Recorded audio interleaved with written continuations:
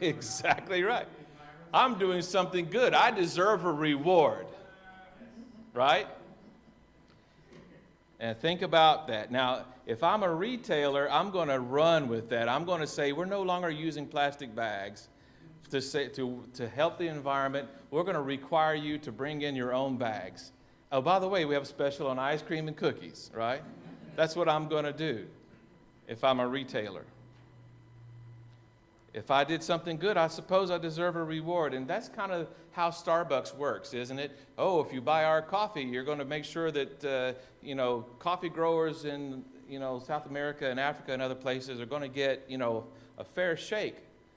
And of course, I agree with that value, but make sure that you enjoy your cup of coffee too, right? Make sure that you buy a bottle of water for $2 and we're going to send 5 cents to people who need water. 5 cents. It's hilarious. Tom's Shoes. With a name like Tom's Shoes, I'm sure they're great. But if you've heard of these, I'm sure. If you buy a pair of Tom's Shoes, you're actually buying 2 pair, right? 1 pair for yourself, 1 pair for a child in Argentina. I completely, admire and appreciate this. But why can't we just say children in Argentina need shoes? Why is it that I have to offer you a pair for yourself in order to help them as well?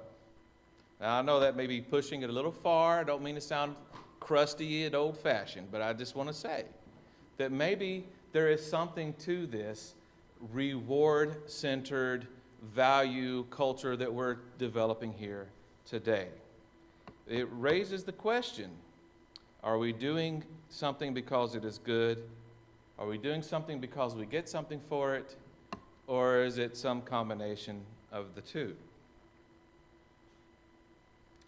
It seems like for, some in our generation and our younger generations coming up that we cannot make an appeal to something good without offering some reward or some incentive in the place of it. And think about how we are constantly being bombarded with appeals for our money.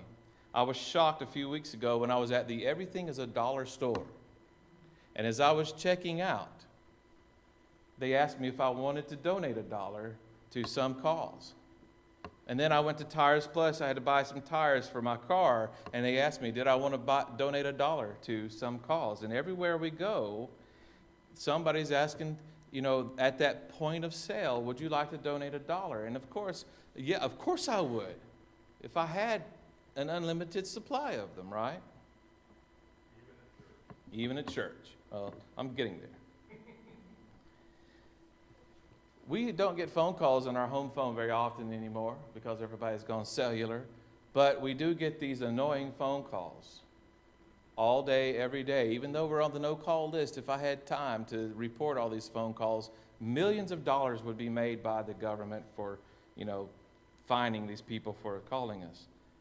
But there's always, we donated once to a charity, and they call us about 100 times a day, every day, forever.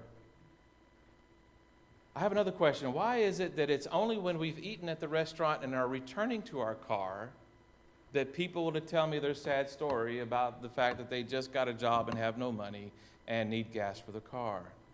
Why can't they tell me as I'm going into the restaurant?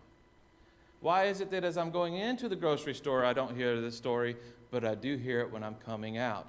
Maybe it comes back to that incentive reward thing, whereas I'm feeling guilty because I ate a full meal, and maybe this other person is hungry and I shouldn't, let them